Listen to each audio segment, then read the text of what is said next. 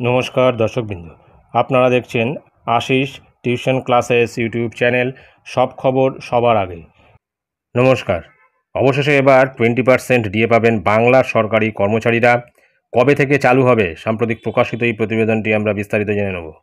DA বৃদ্ধির মরশুম এবার কি তাহলে অপেক্ষার অবসান? জানুয়ারিতেই পশ্চিমবঙ্গের রাজ্য সরকারি কর্মচারীদের মহার্ঘ ভাতা বাড়তে চলেছে, তেমনই আশায় রয়েছে অনেকে। এর আগে চলতি বছরের প্রথম দিকে রাজ্য সরকারি কর্মচারীদের মহার্ঘ ভাতা বাড়িয়েছেন মমতা সরকার। বর্তমানে 14% হারে ডিএ পাচ্ছেন রাজ্য সরকারি কর্মীরা। 2023 সালের 21শে ডিসেম্বর কলকাতার পার্ক স্ট্রিটে ক্রিসমাস উৎসবের সূচনা অনুষ্ঠান থেকে পশ্চিমবঙ্গের রাজ্য সরকারি কর্মচারীদের ডিএ বৃদ্ধি ঘোষণা করেছিলেন মুখ্যমন্ত্রী। সেই সময় 4% মহার্ঘ ভাতা বাড়ানো হবে বলে ঘোষণা করা হয়, যা কার্যকর হয় 2024 সালের জানুয়ারি থেকে। সেই সময় থেকেই পশ্চিমবঙ্গের রাজ্য সরকারি কর্মচারীরা 10% হারে ডিএ পাচ্ছিলেন। এদিকে চলতি বছরে এপ্রিল মাসে ফের ডিএ বৃদ্ধির ঘোষণা করা হয়। সেই সময় থেকে 4% হারে ডিএ বাড়ানো হয়েছে। বর্তমানে 14% হারে ডিএ পাচ্ছেন রাজ্যের সরকারি কর্মীরা। এবার 2024-এর শেষে এসে মনে করা হচ্ছে শীঘ্রই রাজ্য সরকারি কর্মীদের মহার্ঘ ভাতা বাড়তে পারে। বিভিন্ন রিপোর্টে এমনটাই দাবি করা হচ্ছে, যদিও সরকারিভাবে কোনো ঘোষণা করা হয়নি।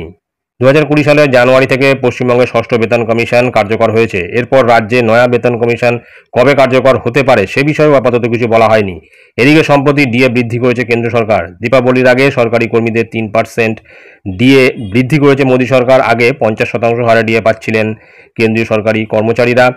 এবারে 3% বৃদ্ধি পাওয়ায় ডিএ বেড়ে হয়েছে 53%। তারপর থেকেই ফুঁসে উঠেছে বাংলার সরকারি কর্মীরা। ডিএ নিয়ে আরও তীব্র আন্দোলন নামার হুঁশিয়ারি দিয়েছেন তারা। এই আবহেই শোনা যাচ্ছে এবার পশ্চিমবঙ্গের সরকারি কর্মীদের ডিএ বাড়ানো হতে পারে, যদিও তা অত্যন্ত কমই বাড়ানো হতে পারে বলে শোনা যাচ্ছে। জানিয়ে রাখি, সরকারিভাবে এখনও কোনো ঘোষণা করা হয়নি, তবে 2 থেকে 3% মহার্ঘ ভাতা বৃদ্ধির খবর শোনা যাচ্ছে। যদিও এত কম ডিএ বাড়লে সরকারি কর্মীদের আন্দোলন দমানো যাবে কিনা সেই নিয়ে সন্দেহ রয়েছে। আবার কিছু রিপোর্টে দাবি করা হচ্ছে ডিসেম্বরে ডিএ বৃদ্ধি হলে 20%-এর ঘরে পৌঁছাবে ডিএ, তবে সবটাই আশঙ্কা। সূত্রের খবর অনুযায়ী সরকারি কর্মীদের ডিএ বৃদ্ধি করতেই নাকি ইতিমধ্যেই প্রস্তুতি শুরু করে দিয়েছে রাজ্য অর্থ দপ্তর। একদিকে সুপ্রিম কোর্টে চলছে ডিএ মামলা, ওদিকে ক্রমাগত সরকারি কর্মীদের ডিএ আন্দোলন। এই দুইয়ের মাঝে সরকারি কর্মীদের ক্ষোভ যাতে কিছুটা অন্তত কমানো যায় সেই লক্ষ্যেই ডিএ বাড়ানো হতে পারে বলে খবর। এবার আদৌ সরকার সেই বিষয়ে কোনো পদক্ষেপ নেয় কিনা সেটাই দেখার। সুতরাং কোনো রিপোর্ট থেকে জানা যাচ্ছে যে রাজ্য সরকারি কর্মচারীদের 2 থেকে 3% ডিএ বাড়তে পারে, যদিও সরকারিভাবে সেটা ঘোষণা করা হয়নি।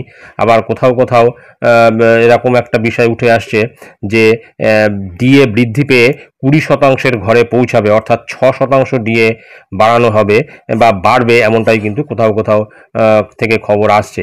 যদিও সরকারিভাবে কোনো কিছুই ঘোষণা করা হয়নি, তবে অর্থ দপ্তরে একটা তোড়জোড় শুরু হয়েছে ডিএ বাড়ানোর জন্য না অন্য কোনো ব্যাপারে বা অন্য কোনো বিষয়, সেটা কিন্তু এখনও স্পষ্ট নয়। তো দেখা যাক আগামী দিনে রাজ্য সরকারি কর্মচারী থেকে শুরু করে শিক্ষক শিক্ষিকা শিক্ষাকর্মীদের ডিএ আদৌ বাড়ে কিনা।